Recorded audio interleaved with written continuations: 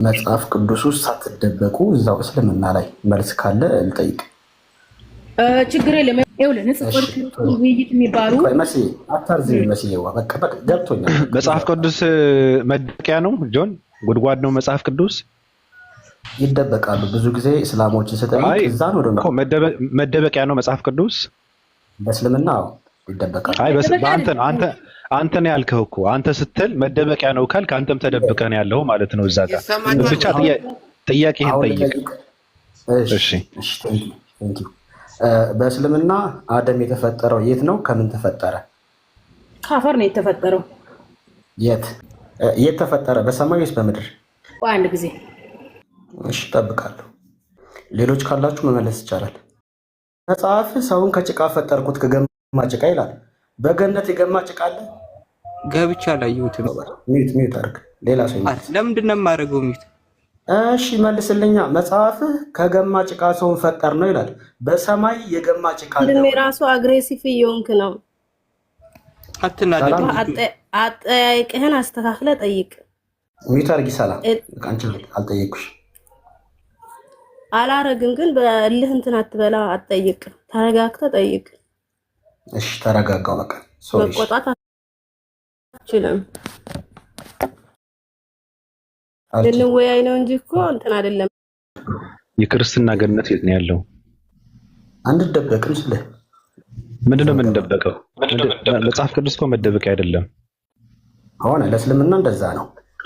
ኖ አንተ ነህ እያልክ ያለው ለእስልምና እንደዛ ነው የሚባል ነገር የለም እኮ። አንተ ሙስሊም ነህ? ሙስሊም ነህ አንተ? ሙስሊም እኔ እኔ ሙስሊም ነኝ አልከው። እኔ ይሄው እየተከራከርከኝ እኮ ሙስሊም ነኝ ብያለሁ። ስማ እቺ የእናንተ ፖለቲካ ተውና በደንብ ነው የምናውቀው አሰራሩን። አባቴ አሰራሩ እኛ ደግሞ አሰሪ ነን። ገብቷል? አንተ ትሰራለህ፣ እኛ ደግሞ አሰሪ ነን። አሰራሩ እናውቀዋለን። የፎይ ልጅ ነው ባቢ፣ የፎይ ልጅ ነው። ግድ የለም እፎይ ራሱ ታች ቁጭ ብሎ ነው የሚያዳምጠው። ሚኪ ቆይ አንዴ ያለው ተረት አፈርሰዋለሁ። ምንም የምታውቀው ነገር ከባዱ ነገር ምንድን ነው? ከባዱ ነገር ሶሪ ተመልሻለሁ።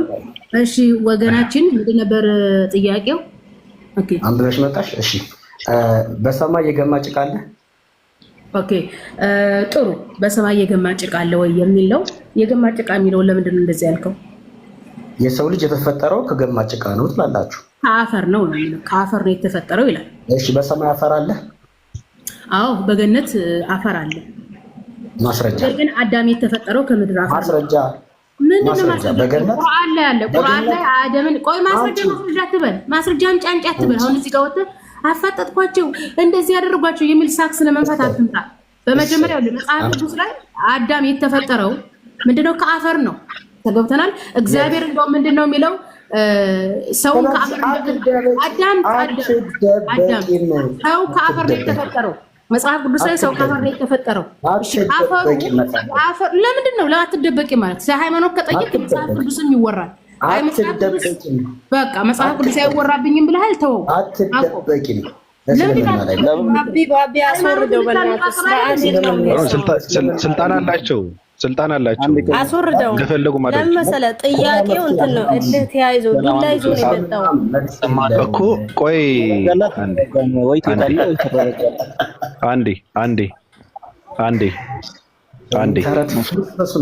አንዴ ጆ አትቀደድ። አንዴ እንድጠይቅ አይደል የፈቀድኩልህ፣ እንድጠይቅ ነው እኮ። ብዙ ሰው ነው ያለው፣ የሚመልስማ ብዙ ሰው ነው። ቀጥሉ አሁን። እሺ ምን ላይ ነው የበቀለው? ገነት ያሉት ዛፎች፣ ይኸው ዛፍ ምን ላይ ነው የበቀለው? ገነት። እሺ የሚመልስልኝ ማን ነው? መልስ። እኔ ጠየቅኩ። ገነት ላይ ምን ላይ ነው የበቀለው? ነው ጥያቄን እባካችሁ መልሱልኝ በእናትህ። ገነት አፈር የለም ባልክ፣ ምን ላይ ነው የበቀለው? በሰማይ አፈር አለ የሚል ማስረጃ አለ። ገነት አለ አለች። ገነት ምን ላይ ነው የበቀለው? አንድ ጊዜ በሰማይ አፈር አለ የሚል አምጡ በእናታችሁ። አታስቸግሩኝ፣ እኔ ጊዜ የለኝም። በሰማይ አፈር አለ፣ አደም በሰማይ ተፈጥሯል የሚል ተረት ተረት አለ በእስልምና። አፈርሰዋለሁ። ቆይ ተረቱንማ ረገጥ ነው እኮ እስኪ በቃ ነው ተረት ምን ላይ ነው የበቀለው? አዳም የበላው ዛፍ ለምትለው ነገር በነገራችን ላይ አምላካችን አላህ ሱብሃነሁ ወተዓላ አደምን የፈጠረው ከምድር አፈር ነው። ከምድር አፈር ተፈጥሯል። የት ቦታው የት ነው? እሱ ቦታው እናትህ ጓዳ ልበልህ እንዴ? መጽሐፍ ቅዱስ ላይ እግዚአብሔር ከምድር አፈር ነው አዳምን የፈጠረው። እግዚአብሔር ማለት ከክርስትና የተሻለ ከእስልምና የተሻለ ክርስትና አስተምሮ የለውም። ክርስትና ከእስልምና የተሻለ አስተምሮ ቢኖረው ወይ ስለዚህ መጽሐፍ ቅዱስ አትደበቁ የምትለው አይ ክርስትናን አትንኩብኝ እናንተን ሃይማኖት አታክል አድርግ። አንተ ዋና ዓላማ ምንድነው? ስግብግብ ራሱን ከቻለ አትደበቅም። መሲ ለምንድን ነው የምትደበቀው? ሃይማኖት እኮ እያነጻጸርን ያለ ነው። ያንተንና የኔን ነው እያነጻጸርን ያለ። አሁን አንተ ምንድነው ጓደኞች እናዋጣ ሲሉ አላዋጣም የእናንተን ጥርግ አድርጌ ልብላና እኔ ገንዘብ አላዋጣም ያንተ አመለካከት እንደዚህ። ስለዚህ አይቻልም። አውርደው ባቢ አውርደው። እንደዚህ አይነት ነገር የማይችል ቆይ መግባባት አይቻልም።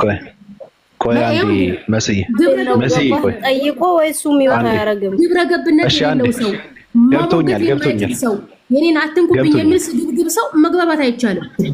ገብቶኛል። ቆይ አንዴ መደበቅ ጆን መጽሐፍ ቅዱስ እኔ ጋር አውራ ዶክትሪንህን ኦርቶዶክስም ሆነ የፕሮቴስታንት ኦርቶዶክስ ዶክትሪን እንደዚህ አድርገን ነው እያስተማርን ያለ ነው። መጽሐፍ ቅዱስ መደበቅ አንተ ራሱ ለክርስትና አይሆንህም። መሲ አንዴ አሁን ጆን እሺ ብራዘር እየሰማ ነው። እነሱ መልሰውልሃል የተፈጠረው ከምን አፈር እንደሆነ የት እንደተፈጠረና ከምን አፈር እንደተፈጠረ ነግረውሃል። አንተ በአንተ በክርስትና ሔዋን የት ነው የተፈጠረችው? ምንድነው የምትደበቀው? ለምን ለእነሱ አሁን ድጋፍ ለመስጠት እኔ ጠይቁት። ድጋፍ አልሰጠውም አልሰጠውም እኮ ነገርሁ እኮ ከምድር አፈር ገነት ውስጥ ተፈጠረ አሉ። የት ገነት ነው? ገነት አለ እኮ ከምድር አፈር ገነት ውስጥ ተፈጠረ አለ። በክርስትና ሔዋን የተፈጠረችው የት ነው? ተረጋጋ እንዴ! ለምን እረጋጋለሁ? ኖ በሰማይ ገነት ተፈጠረ። እንደዛ ያለ ሰው የለም። በሰማይ ይሁን በምድር ይሁን በየትም በገነት ውስጥ ሬነርን ሙስሊሞች አእምሮ ውስጥ ገብቶ ብዙ እንደሚያንቀሳቀሳቸው አምናለሁ። ይሄ ቶቶ ያንተ ማንቀሳቀስ እኔ ጋር እንድትግባባን የፈለከው በሰማይ አደም ፈጠረ እንድትግባባን የፈለከው ወይስ ዝም ብለህ ሌላ ፖለቲካ ከቨር ለማድረግ ምናምን የሚባል ነገር የለም። ሔዋን የተፈጠረችው የት ነው በክርስትና? እሱን መልሰው እስኪ መልሰው። አንተ በክርስትና መልስ ያለውን ጥያቄ ነው መጠየቅ ያለብህ። በክርስትና መልስ ያለውን ጥያቄ ጠይቅ። በክርስትና መልስ ያለው ጥያቄ ጠይቅ። ጉድጓድ ነው እንዴ ክርስትና? ለምን ነው ክርስትና ውስጥ ሰው የሚደበቀው? ክርስትና እኮ ጉድጓድ እኮ አይደለም። ጉድጓድ ነው ክርስትና? ጉድጓድ ነው። የእናንተው አደም ሔዋን የተፈጠረችው እነሱ ከምድር አፈር በገነት ተፈጠረ አሉ። ገብቷል? በገነትም አፈር አለ። ከፈለክ ማብረን ከፈለክ አፈር አለ ተባልክ። አንተ አሁን ግን እኔ ጥያቄ በክርስትና መልስ ያለውን ጥያቄ መጠየቅ ስላለብህ ሔዋን የተፈጠረችው የት ነው? የት ነው የተፈጠረችው ሔዋን? በገነት በሰማይ አፈር አለ የሚል ማስረጃ በሔዋን በክርስትና የት ነው የተፈጠረችው ሔዋን? መልስልኝ። እኔ እንትን አለ ክርስትና ጉድጓድ አይደለም እኮ ክርስትና እኮ ጉድጓድ እኮ አይደለም። ለምንድን ነው የምትደበቀው? ክርስትና ለራሱ መደበቂያ የለውም። እኔ አልደበቅም በክርስትና ለራሱ መደበቂያ የለውም። የት ነው የተፈጠረችው? ትመልሰዋለህ? አንድ እድል ሰጣለሁ። ትመልሰዋለህ? ምን አማራጭ አለ? ማስወረድ ነው። ሰላም ሁኑ።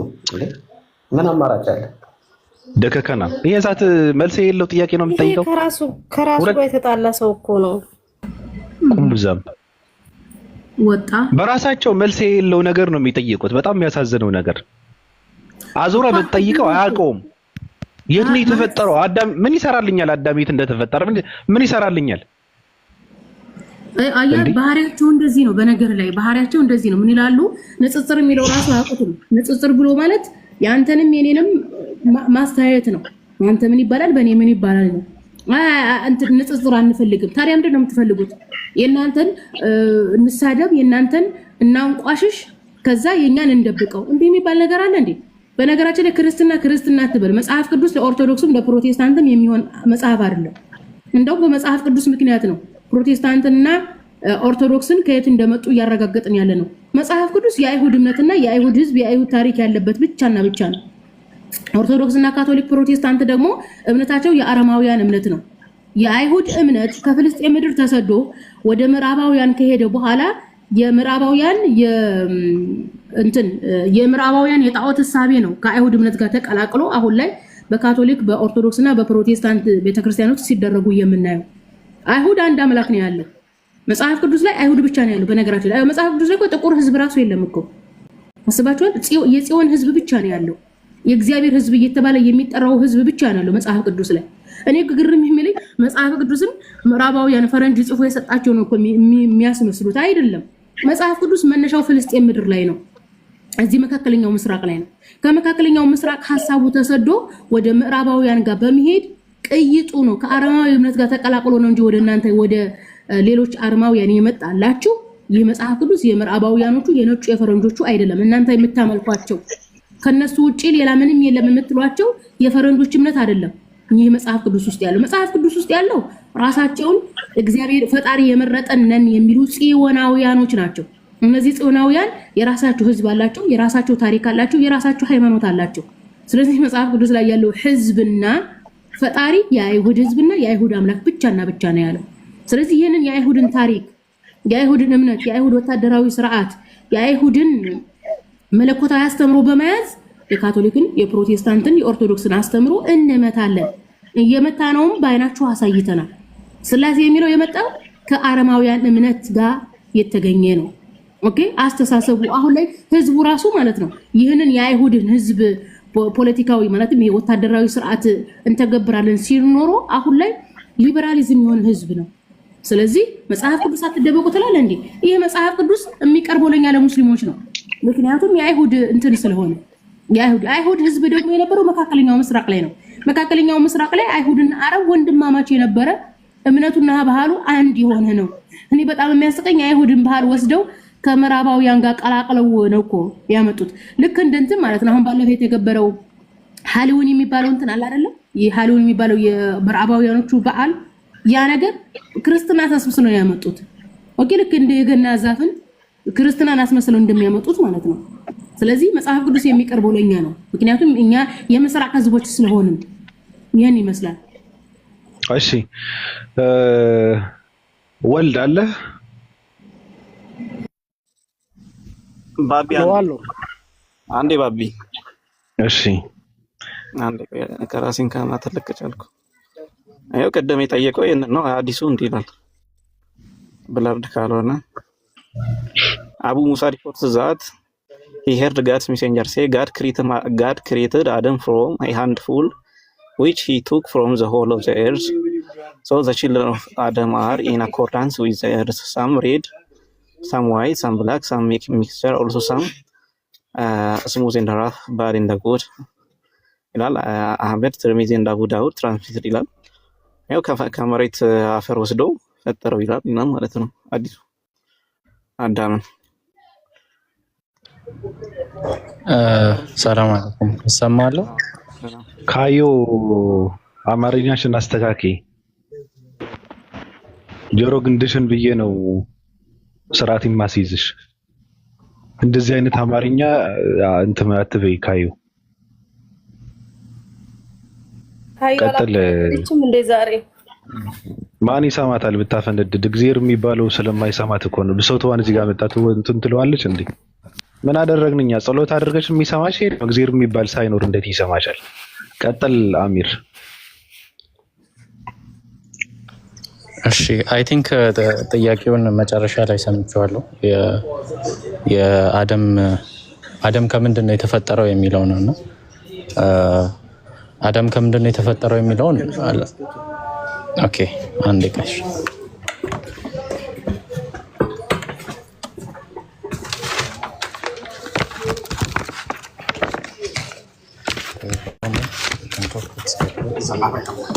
ኦኬ ይቅርታ ስራ ቦታ ስለሆንኩኝ ነው።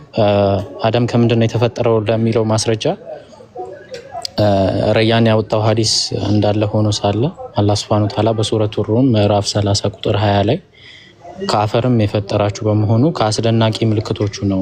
ከዚያም እናንተ ሰው ሆናችሁ በምድር ላይ ትበተናላችሁ ይላል። እንዲሁም ሱረቱ ኑህ ምዕራፍ 71 ቁጥር 17 ላይ አላህም ከመሬት አፈር አበቀላችሁ ይላል። ስለዚህ አላህ Subhanahu Ta'ala የሰው ልጅን የፈጠረው ከምድር አፈር ነው ማለት ነው። ከምድር አፈር ከቀይ ከጥቁርና እንዲሁም ከሌሎች ከለሮችን ሚክስ በማድረግ ከዛ በኋላ ያንን በውሃ በማደባለቅ የሰው ልጆችን ፈጥሯል ማለት ነው። እንዲሁም ሌላ ቦታ ላይ አላህ Subhanahu Ta'ala ሱረቱ ሰጅዳ ምዕራፍ 32 ቁጥር 7 እና 8 ላይ የሰውንም ፍጥረት ከጭቃ ጀመረ ከዚያም ዘሩን ከደካማ ውሃ መገኘት አደረገ ይላል አላህ Subhanahu Ta'ala።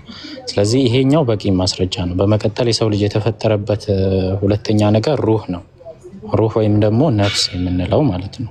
ቁርአን ማስረጃ ከፈለጋችሁ ሱረቱ ሷድ ምዕራፍ 38 ቁጥር 71 እና 72 ላይ ጌታህም ለመላእክት እኔ ከጭቃ አፈር የሆነን ሰው ፈጣሪ ነኝ፣ ቅርጹንም ባስተካከልኩና ከእኔም መንፈስ በነፋሁበት ጊዜ ከእርሱ ሰጋጆች ሆናችሁ ውደቁ ይላል።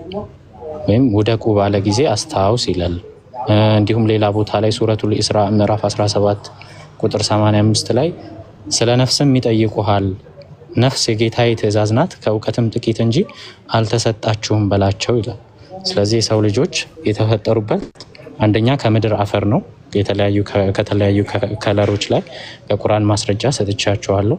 ሁለተኛው ደግሞ ከሩህ ነው ከነፍስ ነው ማለት ነው። ይሄን ለመጨመር ያክል ነው። ባቢ ጊዜ ከወሰድኩብህ ይቅርታ፣ ቀጥሉ። ችግር የለውም። አመሰግናለሁ። ወልድ ሰላም ብያለሁ። ሰላም ነው አለን። እግዚአብሔር አምላክ በመልኩና በአምሳሉ ሰውን ፈጠረ ይላል። አዎ፣ በመልኩና በአምሳሉ ማለት ቅርጽ ነው። አዎ፣ የእግዚአብሔር አይመረመርም። የሰው ልጅ ግን አይ መርምሮታል እኮ ራሱ። ግን በመልኩና በአምሳሉ ሰውን ፈጠረ ካለ መልክ ነው። ስለዚህ እግዚአብሔር አምላክ በመልኩና በአምሳሉ የፈጠረው ወንድ ነው ወይስ ሴት? በአምሳሉ እኮ ነው። ወንድ ነው እንጂ ወንድ ተሴት ነው የተገኘችው። ሴት ወንድ ነው የተገኘችው። በማን አምሳል ነው የተፈጠረችው እኮ? አዳም በእግዚአብሔር መልክ ተፈጠረ፣ በአምሳል ተፈጠረ። አዎ፣ አዳም በእግዚአብሔር መልክና አምሳል ተፈጠረ። ስለዚህ እግዚአብሔር አምላክ በመልኩና በአምሳሉ ሰውን ፈጠረ ሲባል አዳምን እንጂ ሔዋንን አያካትትም ማለት ነው። ያካትታል። ሔዋንም ደግሞ ተሱ ተፈጠረች። በማን አምሳል ነው የተፈጠረችው? እሷ በአዳም አምሳል ተፈጠረ። አዳም ደግሞ የእግዚአብሔር አምሳል ነው። ስለዚህ የአዳም አምሳል የላትማ። የአዳም አምሳል እኮ የላትም። ሴት እኮ የራሷ መልክና ቅርጽ አላት እኮ ሴት።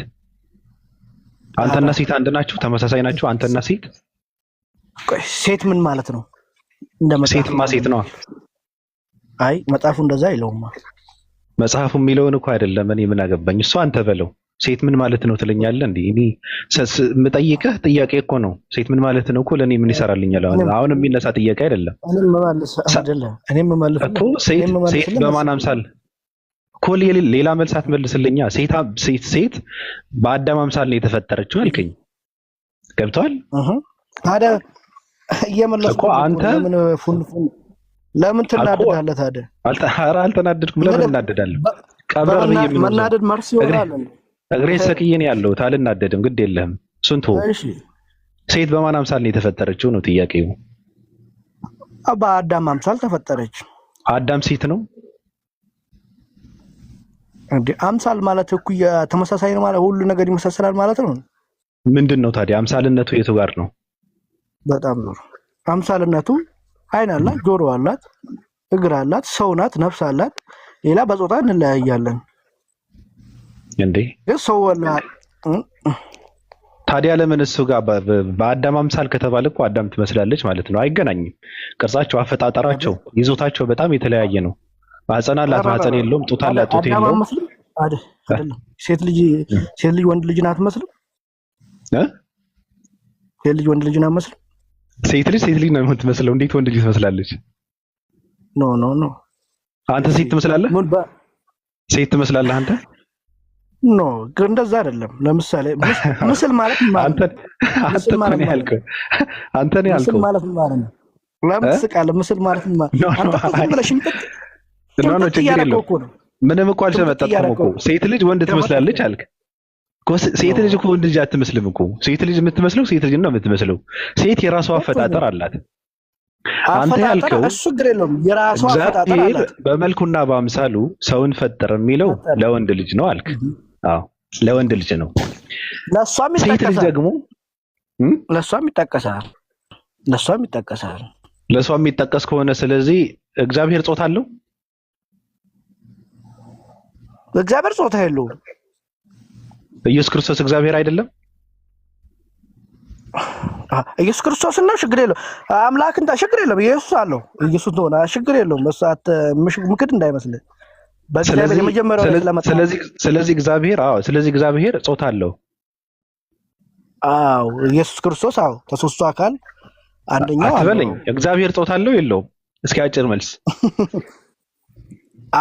ከሦስቱ አካል አንዱ አለው አልኩ። ምንም ሐሳብ ነው። አብ ጾታ የለው? አብ ጾታ የለው?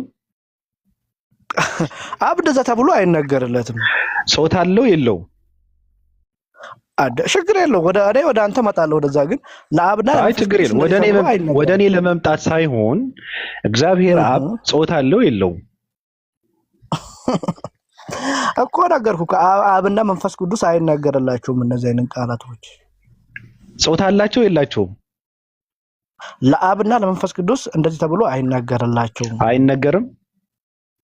አዎ ቴንክ ዩ። ይሄ ትልቅ መልስ ነው። በነገራችን ላይ የማይነገር ከሆነ አንዳንድ ሰዎች በተለይ ጠጅቶ ብር ቤት ምን ይላሉ መሰለህ? እግዚአብሔር ወይም ፈጣሪ ጾታ ከሌለው ወንድ ይሁን ሴት ስለማይታወቅ የአምላክነት መስፈርት የጎደለ ነው ማለት አላሟላም ብለው የሚያምኑ ክርስቲያኖች አሉ። ገብቷል? ቲክታክ ላይ። ስለዚህ አመሰግናለሁ። ትልቅ መልስ ነው። እኔ እቀበልሃለሁ። በአንተ እንትን ነው የምስማማው። በአንተ እንትን ነው የምስማማው። እሺ ቆይ አልጨረስኩም። ጥያቄውን አልጨረስኩም። ጥያቄ ምን ያልቃል ብለህ ነው ትጠይቃለህ? ኧረ ጥያቄ አይደለም፣ እዚሁ ላይ ነው እኮ ትጠይቃለህ። አይደለም። ከምን ጋር ነው የምታነጻጽረው? ፍቀድልኝ። ተው። ከማን ጋር ነው የምታነጻጽረው? ከምን ጋር እኔ ልጠይቅ። በቃ እሺ እኔ ልጠይቅ እኮ ከምን ጋር ነው የምታነጻጽረው? ምናልባት ያስረዳህ ብዬ እዚሁ ጋር እሺ። ጥያቄው ራሱ ጥያቄው ቆይ እንደማ ዴቪድ ተረጋጋ። እሱን እኮ ነው ስለማታውቀኝ ነው መሰለኝ። ተረጋጋ። ለዛ ነው ተረጋጋ። እኔ አውቃለሁ። የምታውቀኝ ከሆነ በቃ እሺ፣ የምታውቀኝ ከሆነ እሺ፣ ልጨርስ ጥያቄና ትጠይቃለህ። ግድ የለውም። የሚመለከታቸው ሰዎች ስለሚመልሱ አሁንም የምትጠይቀው ጥያቄ የሚመለከታቸውና በደንብ አድርገው የሚያውቁ ሰዎች ስለሚመልሱ እኔ ጥያቄ ልጨርስ። አልጨረስኩትም። ጥያቄ አልጨረስኩም። እየሰማኸኝ ነው? ጥያቄ እኮ አያልቅም ወንድማችን። አይ አላስረዝምም። ግድ የለም አትፍራ። ለምን ፈርታል? አትኩፋ። እኔ ጠየቀኛል መለስኩ። እኔም ልጠይቅህ እኮ ገና እኮ ነው። አልጨረስኩም እኮ ጥያቄ። አንተ ነው እዛ ጋር ልጠቅስልህ ልሄድ እኮ ነው። እሺ ጠይቅ። እሺ አላህ እግር አለው ብለህ ታምናለህ አይደል? እኔ መጽሐፉ ይላል። እሺ ጥሩ ነው። እጅም አለው ብለህ ታምናለህ? መጽሐፉ ይላል። እሺ ጭንቅላትስ አለው? አላውቅም። ግን ሊኖረውም ላይኖረውም ይችላል አይደል? እኮ አላውቅም። በጣም አሁን እኔ እመጣልሃለሁ። ብልትስ አለው? አላውቅም። ሊኖረውም ላይኖረውም ይችላል። አንተ ነህ የምትለው እሱ። አላውቅም። አንተ ላይ ሲመጣ እንደዚህ ትላለህ። እኔ ላይ እኮ አልመጣህም እኮ። ችግሩ እኮ ይሄ ነው። እኔ ላይ አልመጣህም እኮ። ለዛ እኮ ነው እኔ ላስረዳህ ብዬ ስልህ አንተ እየተረዳህ አይደለም። መጣሁልህ እኮ። እሺ ጨረስክ? እሺ ጨረስክ? ቆይ እዚሁ ላይ ነኝ እኔ እኮ። ጨረስክ? እሺ ይቀጥል። እሺ አመሰግናለሁ። መላእክት ጾታ አላቸው? መላእክት ጾታ የላቸውም፣ ግን አካል አላቸው። ጾታ የላቸውም። ስለዚህ መላእክት ያልተሸከሙትና የሌላቸው ነገር ነው እግዚአብሔር የሥላሴ አንዱ አካል የሆነ ኢየሱስ ክርስቶስ የተሸከመው ያ ጾታ ማለት ነው። ለዛውም የወንድ ልጅ ጾታ ማለት ነው። ትጸንሻለሽ ወንድ ልጅም ትወልጃለሽ ተብላ የወንድነትን ጾታ የተሸከመው እግዚአብሔር የሥላሴ አንዱ አካል መላእክት እንኳን ያልተሸከሙት ጾታ ነው የተሸከመው ማለት ነው። ራሱ መላእክትን የፈጠረውን አምላክ ገብቷል። ለነሱ ያልሰጣቸውን እንትን ጾታ ለራሱ ግን ተሸከመው። አመሰግናለሁ። እሺ ኢየሱስ ክርስቶስ የወንድ ልጅ ጾታ አለው። ቆይ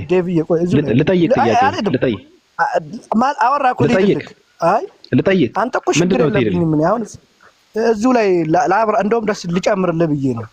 ልትመልስ ነው? እሺ ልጨምርልህ ብዬ እኮ ነው። ኢየሱስ ክርስቶስ መላእክትን ፈጥሮ መላእክት እንኳን የሌላቸውን እሱ አለው አልገኝ። እግዚአብሔር የሰው ልጅ ሲበልጠው ከመላእክት አስበልጦ ፈጠረው። ማንን? በመላእክት ይበልጣል። ማንን? ከመላእክት እንደ ሰው ልጅን ከመላእክት አስበልጦ በእግዚአብሔር አምሳያ ፈጠረው። መላእክት በምን አስበለጠው? በእግዚአብሔርም በአምሳሉ አድርጎ ፈጠረው። ይሄ የሰው ልጅ ይበልጣል ከመላእክት? የሰው ልጅ ይበልጣል በፍጡርነት? አዎ በፍጡር ይበልጣል። በፍጡርነት አዎ።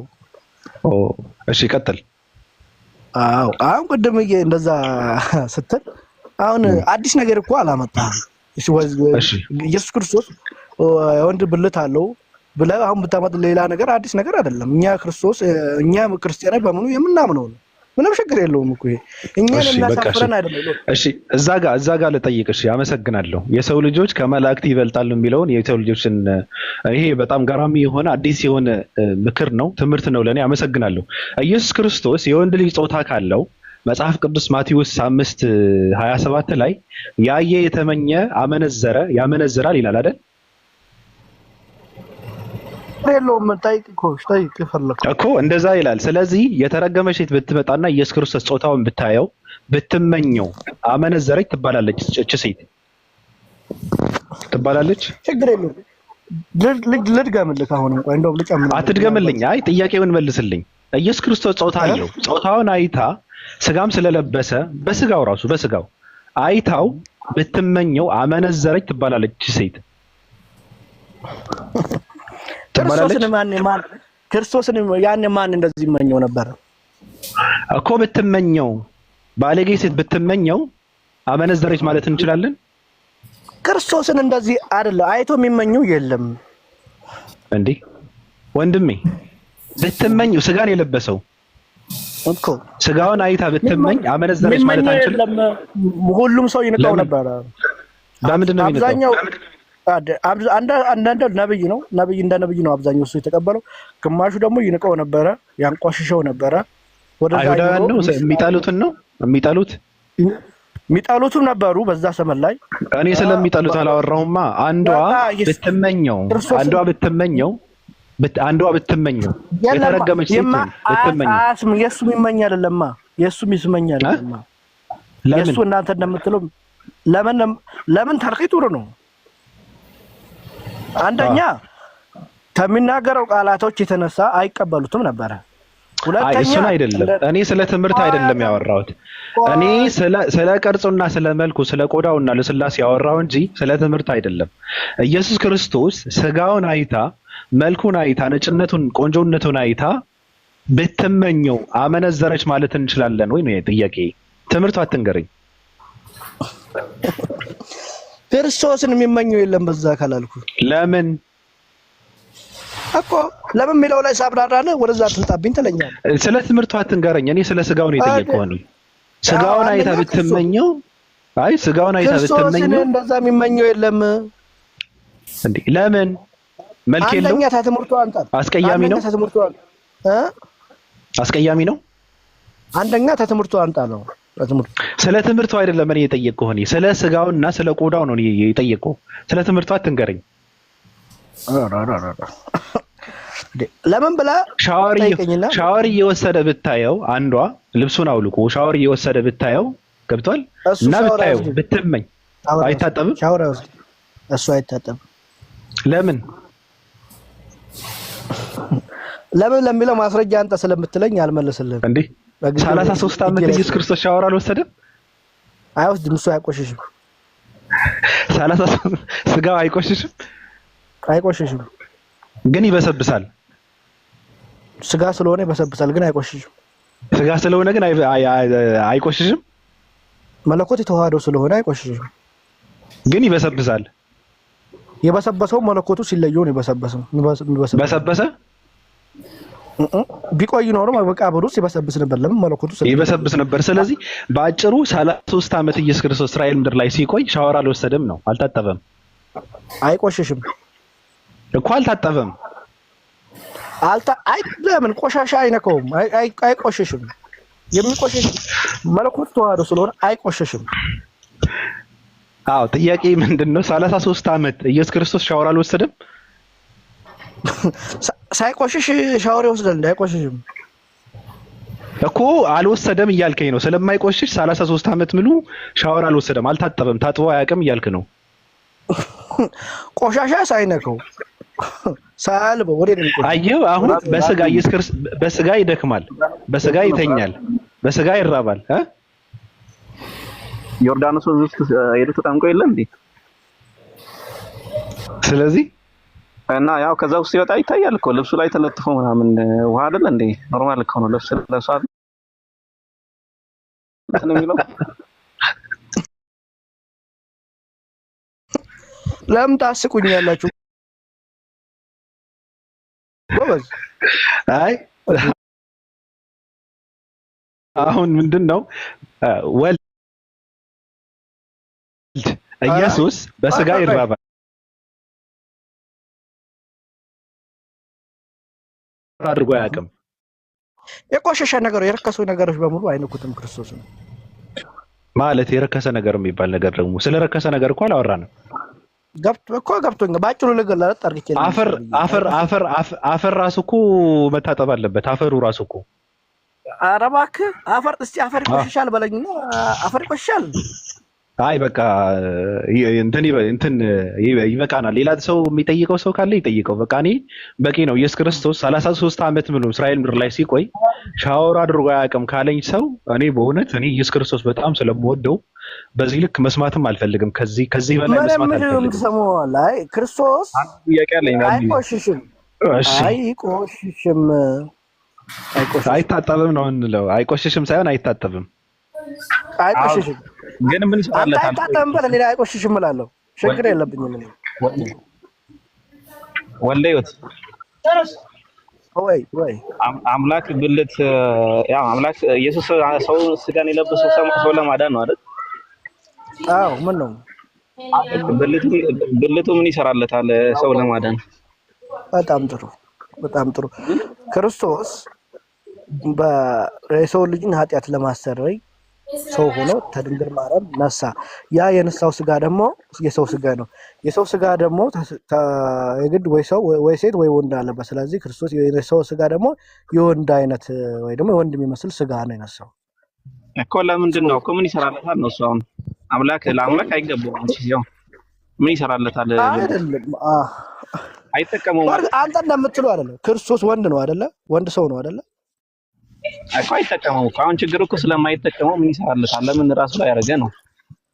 አይ ችግር የለውም። እሱ ወንድ ሙሉ ሰው ለመሆን ሙሉ ሰው ነው እኮ። እሱማ አገባኝ እኮ። ግን ምን ይሰራለታል? ለምን ዝም ማለት ሙሉ ሰው ለመሆን አይደለማ። ሙሉ ሰው ለመሆን ደግሞ ብልት ሌላው ሌላ ችግር ያመጣል። ግድ ነው እንዴ?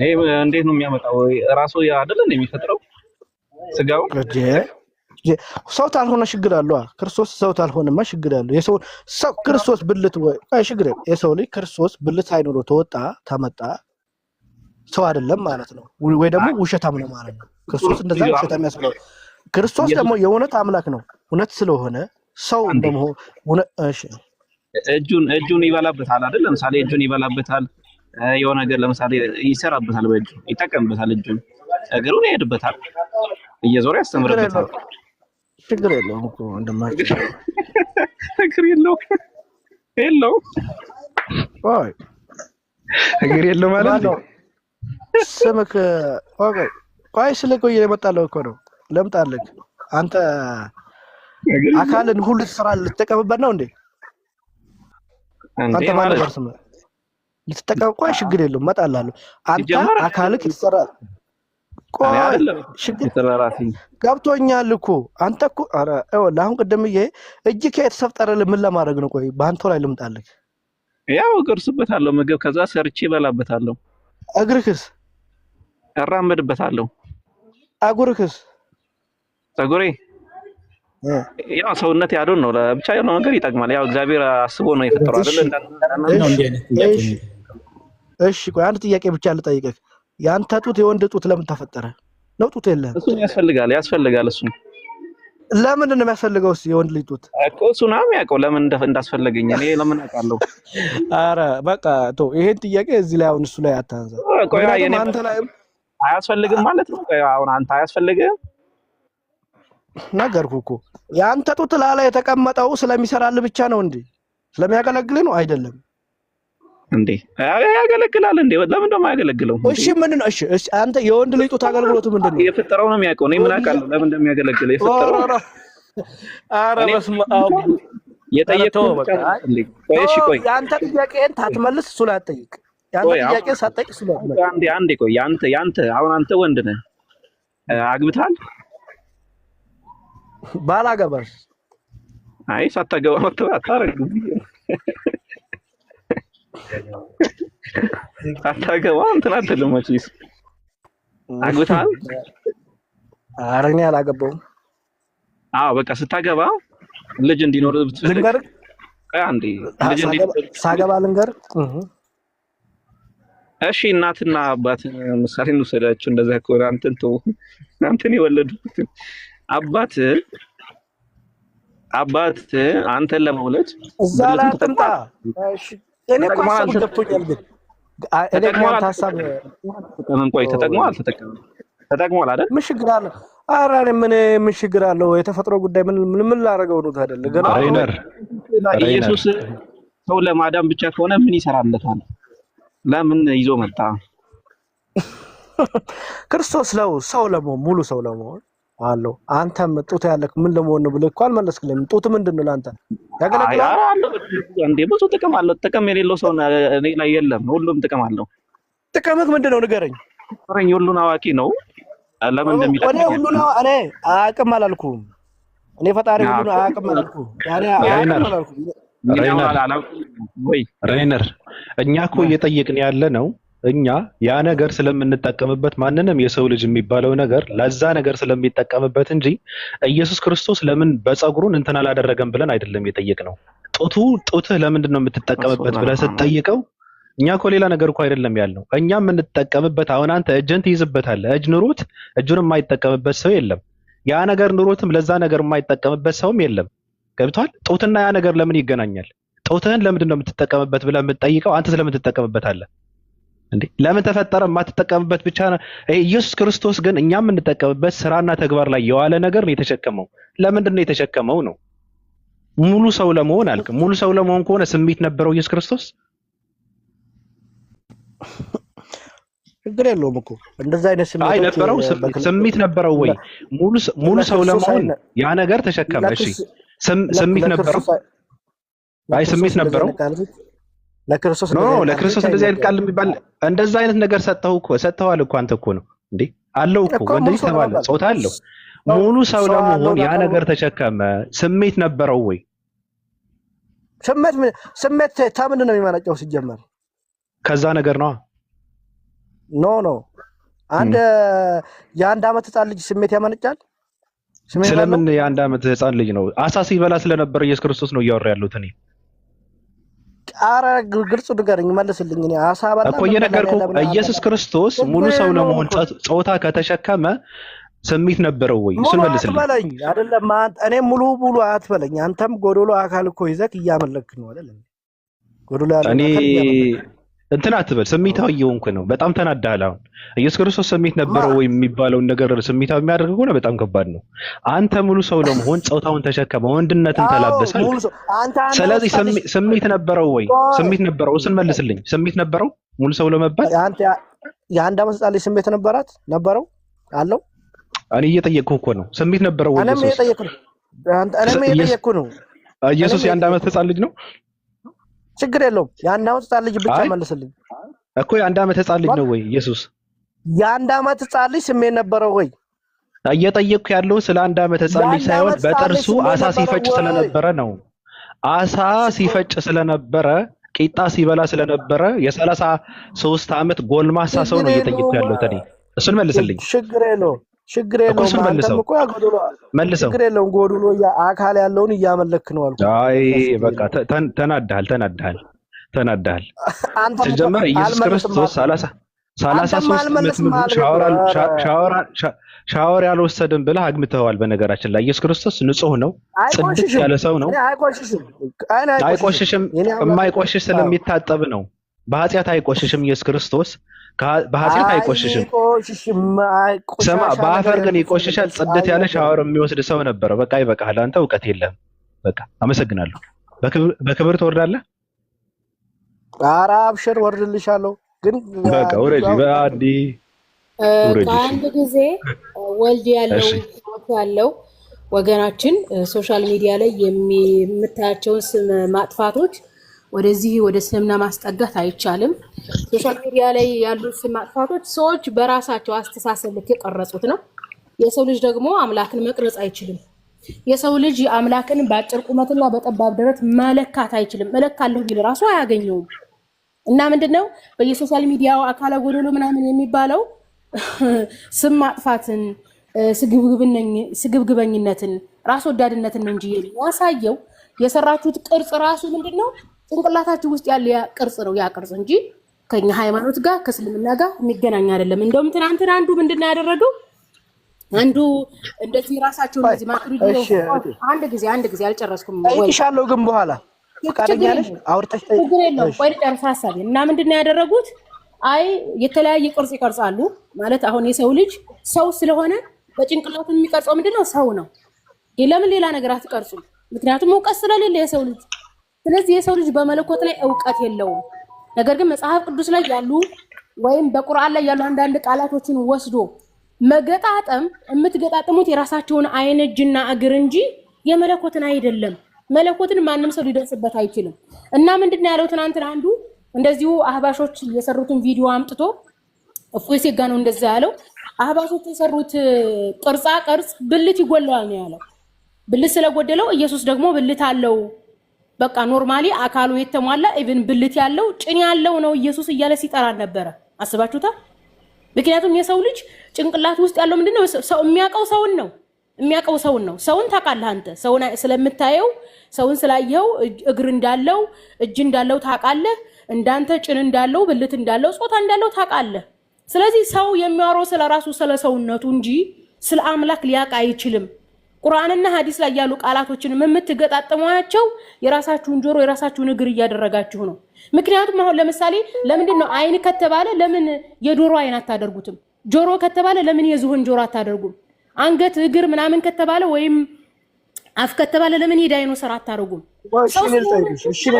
አንቺ ትመልሽልኛለሽ እህቴ፣ አንቺ ትመልሽልኛለሽ። እሺ አንቺ እኮ እኔ እኮ ራሳችሁ ነው የምመልስልኝ። አሁን እኔ አላህ እግር አለው ብልሽ አውት ያለሽ ጭንቅላት አለው ብልሽስ? ይኸውልህ እኔ አምላክ እግር አለው ጭንቅላት አለው አልልም። ስለ አምላክ የለው ቆይ የለውም በእኝና ልውረድ። አምላክ መለኮት እንደሆነ እንጂ እማቀው እኔ የራሴን እግር እያሰብኩኝ አምላክ የኔን እግር አይነት አለው አልልም። ስለዚህ እኔ አንቺ አይነት አላልኩም እህቴ። ተረጋጋ፣ ትጨርስ። ወልድ ትጨርስና ሐሳቧ ትቀጥላለህ።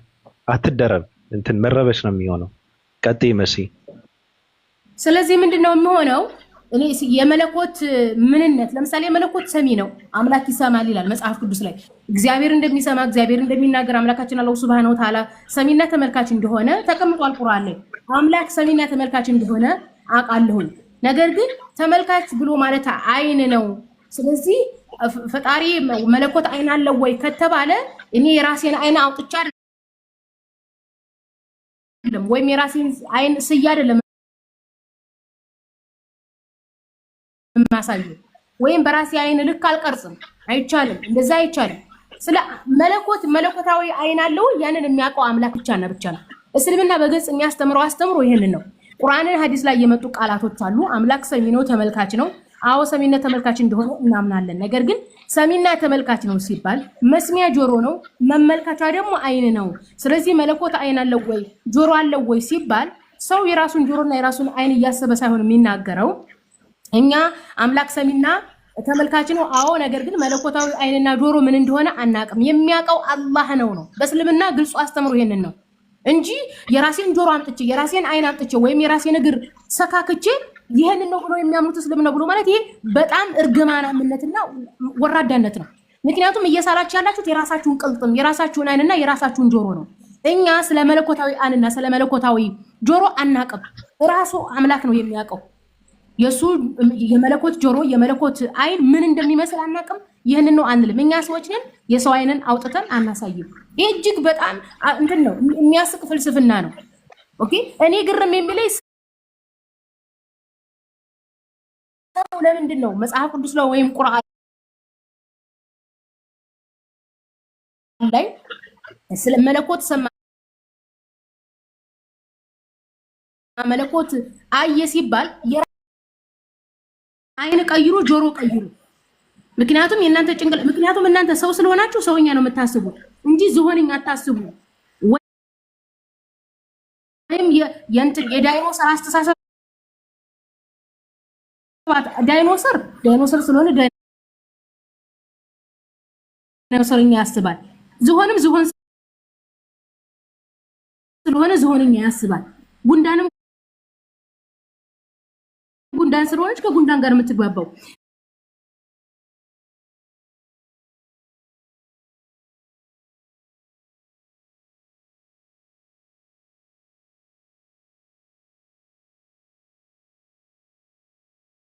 አለ ሉራት ጥያቄ ሉራት በቃ ተቀጥላለህ ተረጋጋ እንትን አትበል ልክ ሌላ ነገር እንደተሸከምክ አታስመስል ቪዲዮ መክፈት የሚችል ሰው አለ ላይ ልክፈትልህ አሚር እንትና ባለፈው ቅምጡ ስለ ግብረ አካል ብሎ ያወራውን ቪዲዮ አለ ባቢኒ አማርኛዎች ይከብደኛል እኔ ደግሞ ታች መንደር ብዙም ነኝ ስለነሱ ቪዲዮ አይመጣልኝም ራሱ ላይ የሚልክለት ሰው አለ በውስጥ ሬነር ባለፈው ስናየው የነበረውን ቪዲዮ ስለ የእግዚአብሔር አካላትን ነው እንትን የሚለውና እዛ ጋር ከባድ ጥያቄ አለ በነገራችን ላይ የሚልክለት ሰው አለ በነገር ላይ በኦርቶዶክስ አስተምሮ ስላሴ ለአዳም ያለው ሁሉ አለው ተብሎ ይታመናል